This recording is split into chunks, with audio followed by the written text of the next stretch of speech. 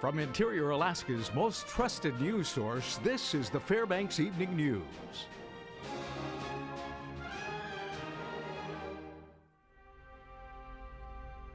Good evening and thank you for joining us. Our top story, the Assembly Citizens Budget Review Committee of the Fairbanks North Star Borough is tasked with seeking input from interested community members and organizations. That's right. The committee held its fourth meeting of the year Monday night to get input on air quality issues. Jamie Schwartzwald was there and has this story. Borough Mayor Luke Hopkins' 2015-2016 budget is due for public comment and Assembly approval this spring. In the meantime, the Citizens Budget Review Committee is taking public comment and will make budgetary recommendations to the Assembly. With the failure of Proposition 2 last October, the borough can now regulate local air pollution. Public comment at Monday's meeting favored increased spending in areas of education, enforcement, and added monitoring in areas schools. Monitors in every school, inside and outside. I have no idea of the expense of this. Some prefer more drastic steps to educate the, quote, uninformed wood-burning community of the dangers of fine particulates, commonly known as PM 2.5, which exists in wood smoke. I would get a czar. I would get a clean air czar, pay the person the $100,000 they need. We need to have a mascot. I mean, a black raven covered with soot and coal, I don't know.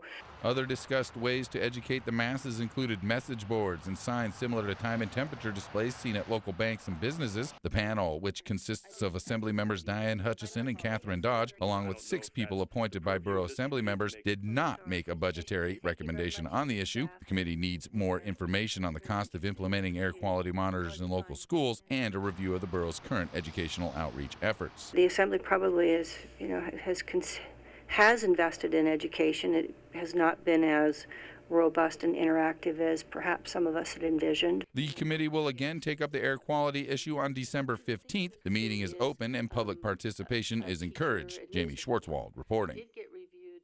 Not guilty pleas today for a Fairbanks man charged with attempted murder and felony assault. 39-year-old Richard Walker Lane was indicted by a Fairbanks grand jury on October 23rd. According to authorities, Lane forced his way into a home on August 24th and assaulted his estranged wife. Troopers say he then attempted to strangle her 4 different times. She was eventually able to escape and call police for help. Lane was arrested in Ohio and extradited back to Alaska last month. Today, Fairbanks Superior Court Judge Bethany Harbison set jury trial for February of next year. A Fairbanks woman accused of choking a 4-year-old who was in her care appeared in Fairbanks Superior Court this afternoon. 61-year-old Betty Youngblood pleaded not guilty to charges of 2nd, 3rd, and 4th degree assault. Youngblood is currently out on bail. Court documents say the 4-year-old boy told police Grandma Betty choked him. A forensic nurse found signs of strangulation around the child's neck, as well as scratches and a bite mark on his shoulder. Youngblood admitted to authorities she bit the boy after he scratched her tattoo in retaliation. However, she said she only tried to restrain him. Trial in her case was set for January 2015. A Fairbanks man is in jail charged with 1st-degree assault after police say he stabbed another man outside of a bar. 24-year-old Travis Low Ridge was taken into custody by Fairbanks police shortly after the stabbing on Friday. An affidavit states Low Ridge was involved in a fight inside of the bar Kodiak Jack's. He allegedly returned to the bar later and got into another fight in the parking lot. In the second clash, Low Ridge reportedly stabbed a man multiple times in the abdomen and chest. The victim was taken to Fairbanks Memorial Hospital where he had to undergo surgery. Low Ridge was arraigned in Fairbanks District Court on Saturday. Fairbanks business owners today listened to a presentation on the Interior Gas Utility Project, which seeks to bring natural gas to interior residents at a lower cost than heating oil. The Greater Fairbanks Chamber of Commerce invited IGU to give a complete update on a natural gas pipeline and distribution system. IGU officials say they are buying pipe and getting right-of-way permits so construction crews can begin building as soon as next year. They say the main hurdle for the pipeline isn't necessarily building it, it's making sure that customers will have an easier time converting their heating systems to natural gas. Of course, it will also be dependent on what is the price of other fuels, primarily as we look at the cost of fuel oil, and today it's at $3.61. Not terribly long ago it was over $4 a gallon. So, what will that do? What will that mean for homeowners as they go forward? All right, when we come back, Crawford Elementary School was the scene today of a very special presentation showcasing the students and the teachers. Also, our health report tonight focuses on the flu cases that are increasing daily in the Fairbanks area. Those stories are next. Stay with us. Welcome back to the Fbx Evening News. The principal of Crawford Elementary School, along with the music teacher, just got back from Washington, D.C. They were there for a good reason. Mike Schultz has more. All of the kids, along with the teachers at Crawford Elementary, were gathered into the gymnasium this morning for a special announcement. The school, in competition with 169,000 other schools from across the country, was named as a National Blue Ribbon School. The honor was even more important based on the criteria for the competition over a 5-year period. Our school was nominated for this award by a gentleman at the Alaska Department of Education. First, we had to achieve 5-star status with the state, and then we have to be nominated and apply for the national award. I've been teaching for 37 years, the last 18 here on Eielson Air Force Base. We know that Crawford is a great school. We've always known that. But to be recognized by the Department of Education, receiving the highest award that they give, was a highlight of my teaching career. To be selected to go to Washington to represent my colleagues was an amazing experience. The school district took a lot of pride in receiving this award, as did the Air Force command personnel at Eielson Air Force Base. Oh yes, we are so proud of Crawford Elementary and the staff and the students and the accomplishments of the entire school community. So it's exciting to be out here and to celebrate with them today. This is a great achievement. We are so happy to be able to partner with the great school here at Crawford, and what a wonderful opportunity to be one of the 3 schools in Alaska to get this award. It's wonderful for us and for the entire state. Then came the final act for all to see, the raising of the flag signifying Crawford as a blue ribbon school.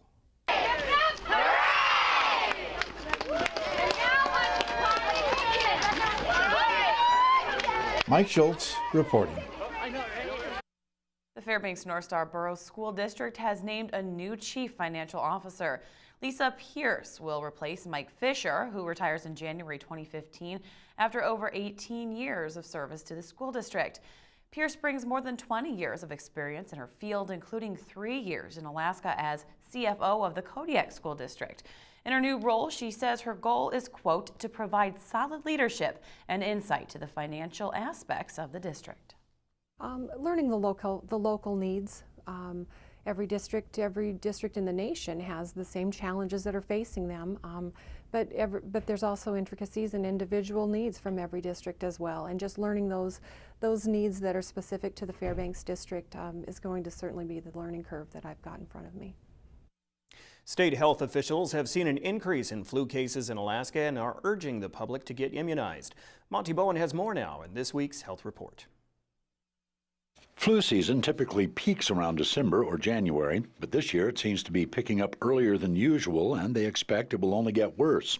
Last November, there were about 50 confirmed cases for the entire month of November. So far this month, there have been more than 120 cases. Doctors report seeing a surge in the number of patients in the past couple of weeks. Even though flu cases are tracked, it's sometimes hard to get an accurate number because not everyone goes to the doctor. Our data that we share is good at trend information. We're good at saying flu is here and it's increasing, but it's not very good information to be able to tell you just how many people have flu in Alaska at any given time. Even though flu shots are not a foolproof guarantee that you won't get the bug, it makes your odds much better. Even though it's not 100%, if you do happen to get the flu, you might get kind of a muted version of it also. Health officials say people should get immunized right away, especially those who are at high risk: children, the elderly, and people with health conditions. This is Monty Bowen reporting. The Health Report is brought to you by the Ear, Nose, and Throat Clinic, located in the Medical Dental Arts Building. Call 456-7768. I was really sick recently, so... Should have got the flu shot. I did. I'm afraid to get that. I've been sick once. I have not. Yeah. I'll admit it. It's just a little ping and you're done. I don't like needles. Yeah. All right. Anyways, more positive news other than needles and flu. Right.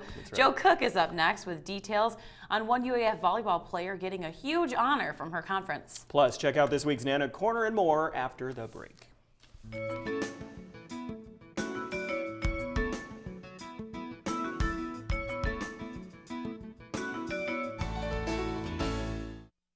Welcome back, Interior Alaska. Joe Cook here this Tuesday evening with your local sports. It's Nana Corner Tuesday, and we caught the hockey team before they departed last night for their road trip to Lake Superior State for this weekend's WCHA matchup. Here's more. 5 up, 5 down. That's how the Alaska Nana hockey team's first 10 games have gone. Right now, UAF is last in the WCHA with an 0-4 record, but head coach Dallas Ferguson is taking the Aaron Rodgers reproach. Relax. 4 of the 5 losses were by 1 goal, and 1 was in overtime, so UAF could easily beat 9-1. The Nooks have been in every game this year. Got to make hay here, though. We've haven't got our first WCHA win, so we got to get down there and be focused, make sure our intensity is where it needs to be, and I think if that's the case, that's going to get us started off in the right foot. Coming out of the much-needed bye week, the Nanooks will face the Lake Superior State Lakers. The Lakers are just 2-10 on the year. UAF's OT win at the Taffy Able Arena last year was the first since 2009. The Lakers are winless at home this year with an 0-4 record. The Nanooks feel this is the weekend where they can flip the switch and make a run despite the postseason ban. They want the regular season WCHA title. Yeah, we're going to need wins, and we're not playing playoffs, so we're playing for a league title right now. So we got to make every win count and play desperate hockey because it's the difference of winning a championship or not for us right now. So we want that league title, and it's got to start this weekend, otherwise we're going to be chasing for a long run. The winning on the road builds confidence, and you go down there and keep the game in front of you and compete hard and pay the price and get a win. You can see how quickly your team's demeanor changes. Lastly, it'll be a Fairbanks Ice Dogs reunion. The Lakers have 4 former Ice Dogs: Pete Spratty, Jason Angus, Garrett Clement, and Kevin Aldridge. Alaska's Taylor Munson and Alec Hadukovic are former Ice Dogs as well. Hey, you never know. 6 former Ice Dogs could be on the ice at the same time this weekend. The series starts at 3:37 Alaska time on Friday. Nana Corner, brought to you by Sports Medicine Fairbanks. And today, a member of the UAF volleyball team was recognized again as one of the GNAC's best. Junior outside hitter Sam Hartoon was named first team All-GNAC. Hartoon was a first teamer last season as well. For the second straight season, Hartoon led the GNAC in kills per set, getting 4.09 per. She led the conference in total kills as a sophomore with 435. The 2012 co-freshman of the year is currently 3rd all-time in kills in UAF history. The Oregon City native maintained her tremendous offensive output and still improved defensively, ranking 17th in the GNAC with 2.7 digs per set. Hartoon also puts it down in the classroom. She was an all-GNAC academic team selection with 3.4 GPA in art. Joining her on that all-GNAC academic team, her senior Tessa Butterfield, who has a 3.4 in justice, junior Samantha Hesterman with a 3.3 in social work, and sophomore Megan Olson, who has a 3.3 in general studies. The Alaska Nana Athletic Department announced their Player of the Week on Monday. Kaylee Jold of the women's basketball team is this week's Raven Alaska Nana of the Week. The sophomore forward from Kasilof, Alaska, is off to a tremendous start. Jold had back-to-back double-doubles in UAF's first 2 games. She had 17 points and 10 rebounds in Friday's win over Chaminade, then followed that up with the career-high 22 points and another 10 boards in Saturday's win over Holy Names. Next up for Alaska are the Dixie State Red Storm on Wednesday. Then they take on Cal State San Marcos and Chico State this weekend in the Dixie Women's Basketball Thanksgiving Classic in St. George, Utah. And now more high school sports from over the weekend. We start with high school hockey. The Monroe hockey team is emulating their volleyball and basketball teams with a little bit of a winning streak as of late. After blowing out Tri-Valley on Friday 8-1, the Rams shut out the same team Saturday afternoon, scoring 3 goals in the first period for a 3-0 win. Nate Jakowski got the shutout as Monroe outshot the Vikings Warriors 71-7. The win brings the Rams' record to 5-1 on the year, which is their 5th straight win. Also on Saturday, West Valley beat Wasilla 6-4. Stasi Skorowski and Richie Stickle both had 3-point outings, and Evan Rankin added 2 goals in the win. It's Wasilla's first loss on their Fairbanks road trip. The win brings the Wolfpack to 500 with a 2-2 record. All 4 of the games have been decided by 2 goals or less. Next, Service comes to the interior to take on all 3 MAC teams this Thursday, Friday, and Saturday. And in high school rifle on Saturday, Delta Junction swept North Pole, winning both air rifle and small bore. Jacob Shout won air rifle with a 560 for the Huskies. Alex Matthews shot a match best 541 in small bore. North Pole was led by Mitch Durant's 532 in air, while Zach Andrews shot a personal best 522 in small bore. North Pole is scheduled to take on Lathrop this weekend, while Hutchinson and West Valley will shoot. And that'll do it for sports tonight. Thanks for rocking with me for a little while. Mike Schultz is next with your Forward the Forecast, and we'll catch you next time. Hello, everyone. Welcome back into the Fbx Evening News. Mike Schultz with you once again for a look at the weather. Cloudy all day long. Temperature is still pretty chilly, though, and we are looking at possibility, very slight possibility, maybe some freezing rain after midnight. We'll have to keep an eye on that and see and look for the right roads tomorrow morning to be a little bit more testy. As you can see on our photograph tonight, once again, some gorgeous colors, matching my tie, too. I just noticed that, too. Beautiful. A great sunset shot from Natalia Taylor, I should say. And again, the photos at KTVF11.com. If you have one you want to share with us, by all means, send it to our area. And as far as the photos are concerned, we still have a few calendars out there, out and about. And once again, go to our website, webcenter11.com, check out and see which dealer you'd like to go check out and see. And maybe they'll have some left over. You can use them for, like I said, great Christmas presents, good stocking stuffers. All right, as far as our numbers, the 21 degrees is what it was at about 3 o'clock this afternoon. It hasn't changed. It's 21 right now.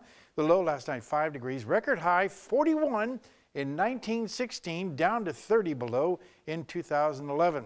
Sunrise and sunset, about 5 hours and 51 minutes of daylight. That's a loss of 6 minutes from yesterday. And once again, we have an aurora watch. The numbers are about a 3 level right now, if you can see them with the cloud cover out there. And unfortunately, on the air quality alert, once again, unhealthy for North Pole and unhealthy for sensitive groups in the Fairbanks area. That's in effect until 5 o'clock tomorrow night. Okay, what's going on as far as our satellite and radar? Again, you can see a lot of moisture being brought up from the south, but most of it's being blocked out by the Alaska Range. They are getting mixed rain and snow showers around the southern sections of the state, and over southeast Alaska, once again, a mix of rain and snow there also. On our big map, as you can see, we're looking at over southeast Alaska, mainly just cloudy skies, but they're expecting more rain developing and moving in. Ketchikan at 38 degrees today. Showers around Kodiak, 46. Anchorage, 36. Up and down the west coast, partly cloudy to clear skies. And around the Barrow area, cloudy skies with Fort Yukon at 10 degrees. Lower 48 weather, looking this way. And you can see temperatures are once again cool around the Denver area, only 13 degrees. 73 in Las Vegas. Dallas, 38 degrees. And here's a pretty interesting weather fact for you today. All 50 states at one time or another had a 32-degree reading or warmer. That's amazing, below freezing. How about that? Including Hawaii at the higher elevations, obviously. And as far as what's going on over the northeast, again, New York at 48 degrees. All right, on our satellite and radar, you can see we're looking at, once again, a little bit of mixed rain and snow shower activity across the northern Rockies and up and down the eastern seaboard. A lot of snow in the Great Lakes. How much snow are we talking about? Would you believe 3 to 5 inches per hour around the Buffalo area? They're looking for 60 inches of snow in the next couple of days or so. That's 5 feet. That's unbelievable. And again, that will continue because of the cold temperatures moving across with a jet stream right across the Great Lakes. Perfect setup for a lake effect snow, but elsewhere across the country, warming trend finally starting back up across the central and northern plains. Okay, back to Alaska for tomorrow. Freezing drizzle in the Barrow area, mixed showers for Nome, and some snow showers possible in the Fort Yukon area. Here in the interior, we'll be looking at, for the most part, isolated snow showers in Fairbanks, scattered snow showers for Healy and Delta Junction. While over the southeastern sections, like I said, rain will be developing in Juneau, and rain is expected for Ketchikan later on also. Over the southwest part of the state, rain likely for Cold Bay, showers for Kodiak, and rain showers in the Bethel area. And over the south central regions, partly cloudy in Anchorage and Homer, rain and snow showers in Valdez. All right, once again, time for our kids' weather. And all this week, we're visiting with the kids from Joy Elementary School. And here is a young lady tonight with a very interesting picture. And this is my picture that I drew about the weather that caused my life. I was at my friend's house, and their lightning struck. So the light was off, so we had to go to my house, and it was the first time I saw purple and blue lightning. Very colorful.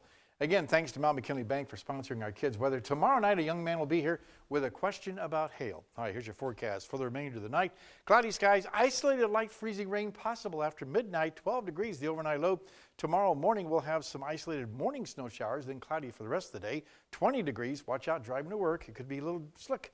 And the extended forecast, look at the temperatures starting to fall down. As you can see, we're dropping down below zero for the overnight lows. Daytime highs will only be in the teens to near 20 degrees.